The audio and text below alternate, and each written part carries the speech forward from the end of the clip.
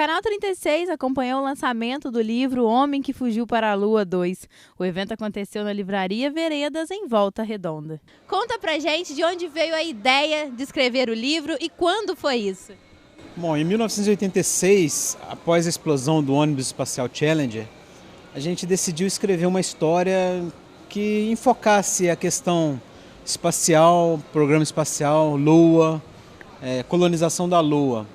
Em 96, eu desenvolvi uma história onde eu tratava de assuntos relacionados a extraterrestres, viagem no tempo, e disco voador, coisas desse tipo.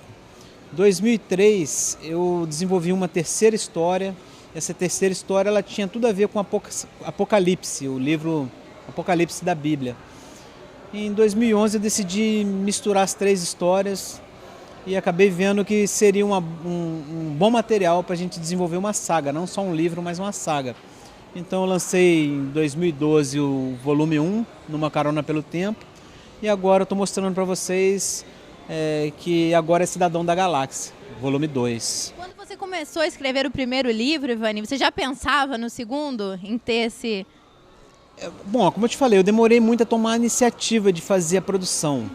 Mas depois que a produção já esteve tendo sido tomada, a coisa foi muito mais rápido para fazer o volume 2. Por exemplo, ele já tem desde 2012 que o texto está pronto, desde dezembro de 2012 que o texto está pronto.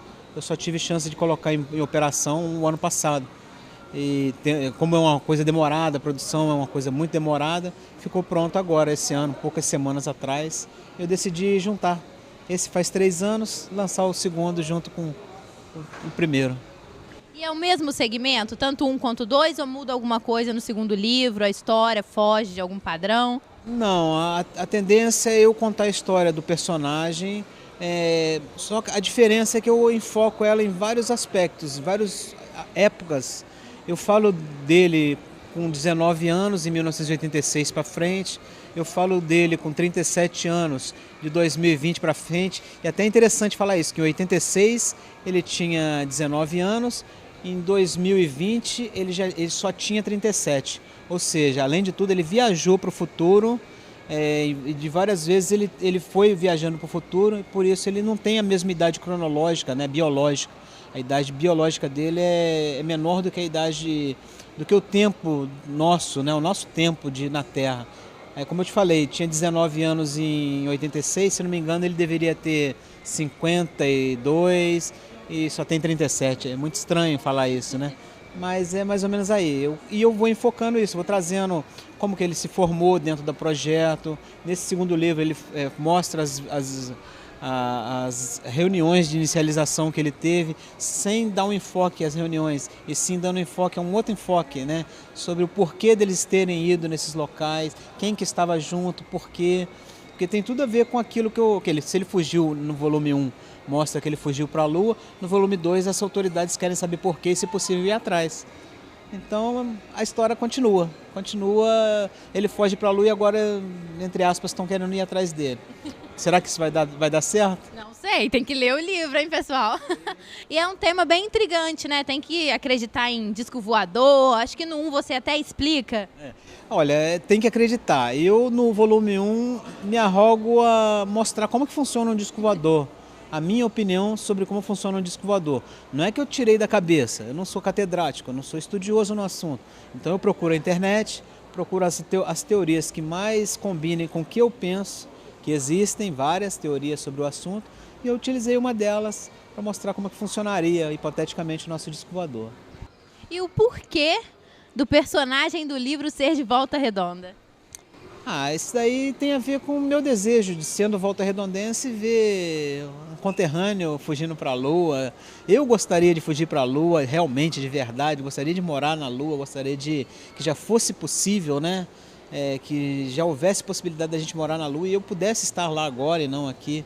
Quer dizer, é um desejo realmente de que a coisa aconteça. Eu creio e por isso torço, conto as minhas histórias, torcendo para que isso aconteça rápido, como está prometendo.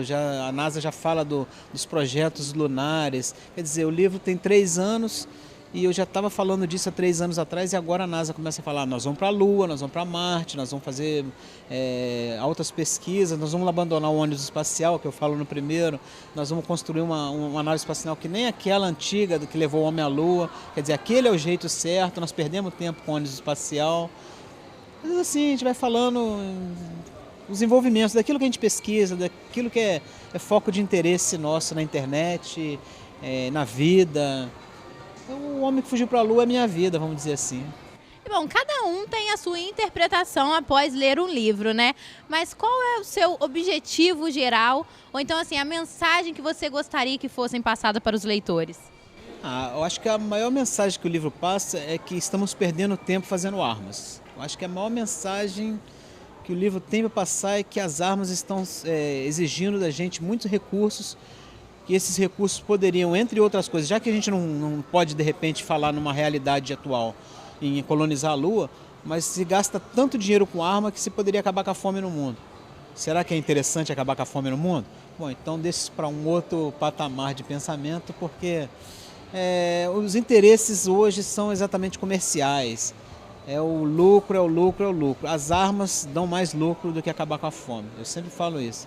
Então é nesse enfoque que a gente tem que levar do trabalho. Nós somos extremamente críticos às armas, extremamente críticos às guerras. Nós cremos, né, plenamente que as crises econômicas são forjadas por grupos fortes no mundo que só querem mais. Querem tanto que não sabem o que fazer com tanto dinheiro. Muitos deles só têm como ídolos, estão adorando nos seus cofres cheios e não sabem o que fazer com o dinheiro depois, não vão saber. E as expectativas para o segundo livro são tantas quanto a primeira, que foi um sucesso? Sabe que na primeira eu estava com tão pouca expectativa que eu não fiz um movimento de lançamento, eu não sabia exatamente o que esperar. Um escritor de primeira viagem que escreveu um livro até interessante, diferente, uma capa bonita. Eu não sabia o que esperar, então eu falei, eu não vou lançar, dona Solange. Vamos ver o que vai acontecer. Aí são 3 anos, só vende em Volta Redonda e Barra Mansa, porque eu não tenho um produtor que me leve para o país inteiro. O livro vendeu 1.500 cópias quase, em 2 cidades em 3 anos. Dizem que é um grande feito. A dona Solange, dona desse estabelecimento, disse para mim quando eu completei 400 cópias, Ivani, você não tem 2 anos. O fulano de tal, que eu não vou citar o nome até por ética, em 12 anos vendeu essa quantidade. Quer dizer, eu vendi o que ele vendeu em 12 anos, eu vendi em 1 ano e meio aproximadamente. Isso me levou para a Bienal, isso me levou a ganhar o Prêmio Olho Vivo 2013. Quer dizer, eu acho que eu estou no caminho certo. A literatura tem mais a ver com a mecatrônica do que com a mecatrônica, que é a minha verdadeira profissão até agora, né? Mas eu acho que eu estou satisfeito, estou gostando do resultado.